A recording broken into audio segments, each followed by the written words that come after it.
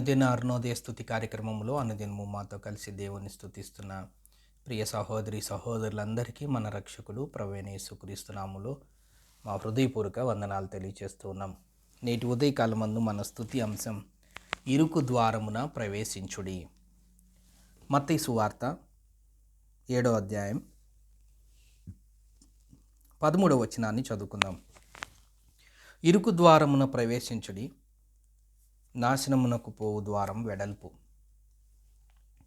ప్రియ సహోదరి సహోదరులారా, ఈ ఉదయకాలమందు మనం చదువుకున్న స్తుతి అంశం నచ్చని మాట, ఇరుకు ద్వారమున ప్రవేశించుడి.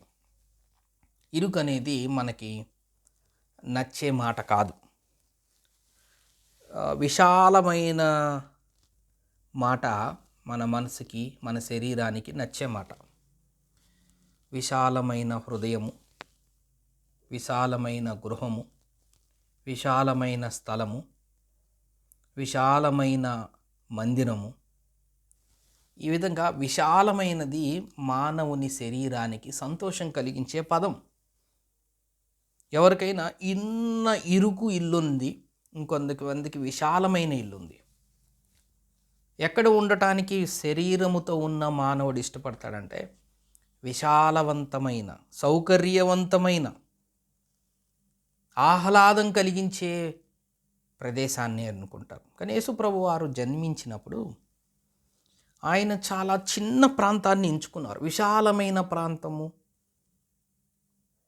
పెద్ద ప్రాంతము, సంపన్నత ఉన్న గృహము, ఆ స్థలం అలాంటి కోరుకోవాల. ఏసీ రూమ్సు, పెద్ద పెద్ద ఈ ఫర్నిచర్ ఉన్న అలా కోరుకోవాల. ఆయన చిన్న స్థలం, ఒక చిన్న సత్రము, స్థలము లేనందున పశువుల పాకలో ఆయన పరుండు పెట్టారు. ఆయన ఎక్కడో జన్మించుంటారు, ఎందుకంటే సత్రములో స్థలము లేనందున పశువుల పాకల్లో ఆయన పరుండు పెట్టారన్నారు. కానీ ఆయన ఎక్కడ పుట్టారో కూడా కరెక్ట్గా లేఖనాలు. అందుకే దేవుడు చెప్తున్నారు, ఇరుకు ద్వారమున ప్రవేశించుడి, నాశనముకి వెళ్ళే మార్గము వెడల్పు. దేవుని వాక్యము కూడా ఇరుకైనదే. ప్రతిదీ కట్టడలతో, నియమాలతో, ఆజ్ఞలతో కూడినది విశ్వాస జీవితం. మనకు కొన్ని ఆజ్ఞలు ఉన్నాయి, మనకు కొన్ని కట్టడలు ఉన్నాయి. వాటి ప్రకారమే మనం జీవించాలి. మన ఇష్టానుసారంగా జీవిస్తామంటే కుదరదు, లోకములోనే కుదరదు. ఏ దేశానికి వెళ్తే ఆ దేశానికి సంబంధించిన ఆజ్ఞలు మనం పాటించాలి. ఏ గ్రామానికి వెళ్తే ఆ గ్రామానికి సంబంధించిన ఆజ్ఞలు మనం పాటించాలి. ఒకవేళ మనం ఉంటున్న ప్రాంతంలో ఆ ప్రాంతానికి ప్రభుత్వం వారు నిర్ణయించిన ఆజ్ఞలను మనం పాటించకపోతే మనం నేరస్తులము. మన మీద నేరం మోపుతారు, మనల్ని శిక్షిస్తారు, మనకి పనిష్మెంట్ ఉంటుంది.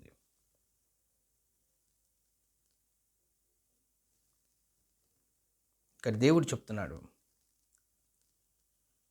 ఇరుకు ద్వారమున ప్రవేశించండి. నాశనమునకు పోయే ద్వారము వెడల్పు ఎక్కువ.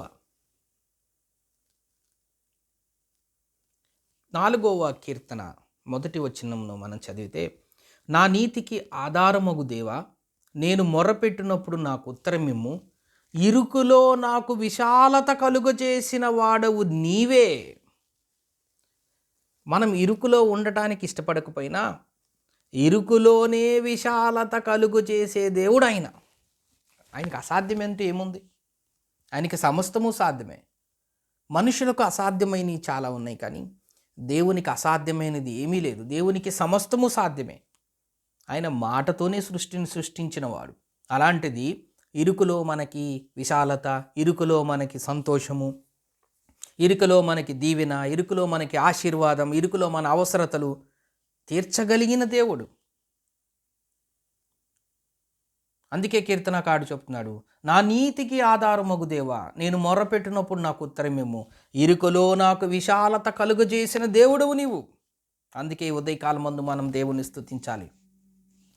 ఇరుకు 31వ కీర్తన 9వ వచనములో కూడా చదివితే, యెహోవా, నేను ఇరుకున పడి ఉన్నాను, నన్ను కరుణించుము, విచారం వల్ల నా కన్ను క్షీణించుచున్నది అని చెప్తున్నారు. అంటే మనం ఇరుకులో ఉన్నా, మనము దేవునికి మొరపెడితే, దేవునికి ప్రార్థన చేస్తే క్షీణించిపోయే స్థితిలో ఉన్నా సరే, అక్కడ ఏమంటున్నాడు 31వ కీర్తనలో, నేను ఇరుకును పడి ఉన్నాను, నన్ను కరుణించుము, నేను విచారంతో ఉన్నాను, నా కన్ను క్షీణించుచున్నది, నా ప్రాణము క్షీణించుచున్నది, నా దేహము క్షీణించుచున్నది అని 9వ వచనములో మనం చూస్తున్నాం.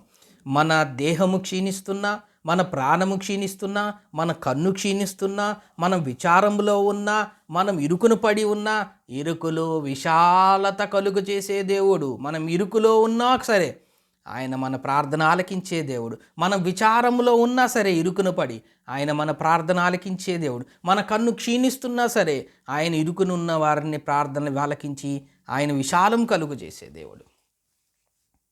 118వ కీర్తన 5వ వచనంలో చూస్తే, ఇరుకునందుండి నేను యెహోవాకు మొరపెట్టి తిని విశాలస్థలమందు నాకు ఉత్తరం ఇచ్చాను. ఎక్కడి నుండి మొరపెట్టాడు భక్తుడు? ఇరుకు స్థలమునందుండి మొరపెడితే విశాల స్థలముండి యెహోవా ఉత్తరం ఇచ్చాడు. సామెతల గ్రంథం 4వ అధ్యాయం 12వ వచనంలో చూస్తే, నీవు నడుచునప్పుడు నీ అడుగు ఇరుకున పడదు, నీకే హాని కలగదు అని దేవుడు సెలవిస్తూ ఉన్నాడు. అందుకే దేవుడు చెప్తున్నాడు, ఇరుకు ద్వారమున ప్రవేశించుడి, నాశనమునకు పోవు ద్వారం వెడల్పు. ఇక్కడ మనం జ్ఞాపకం చేసుకుంటే పాపము విశాలము, విడితనం, ఇష్టారాజ్యం, ఏది కావాలంటే అది చేయటం విశాల మార్గం. ఇరుకు మార్గం నియమాలతో కూడింది, కట్టడలతో కూడింది. ఇంట్లో కూడా కొంతమంది పిల్లలు అంటారు కదా, మా నాన్న మా తల్లి మా అమ్మ అన్ని రూల్స్ కదా, అదే ఇరుకు మార్గం.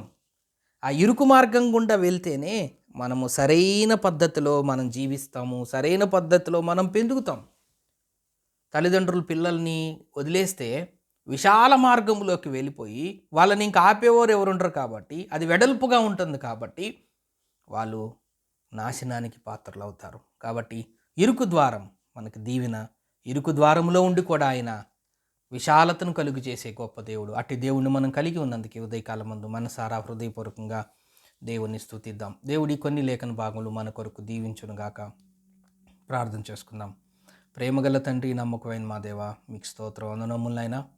ఇరుకు ద్వారమున ప్రవేశించమన్నారు. ఇరుకులో విశాలత కలుగు చేసే దేవుడివి. అందుబట్టి మీకు స్తోత్రం వందనములు తెలియజేస్తూ, ఇట్టి దేవుణ్ణి మేము దేవుడిగా కలిగి ఉన్నందుకు మనసారా హృదయపూర్వకంగా మిమ్మల్ని స్తుతిస్తూ యేసు క్రీస్తు నామమున స్తోత్రం చెల్లించి ప్రార్థన చేస్తున్నాం తండ్రి. ఆమెన్.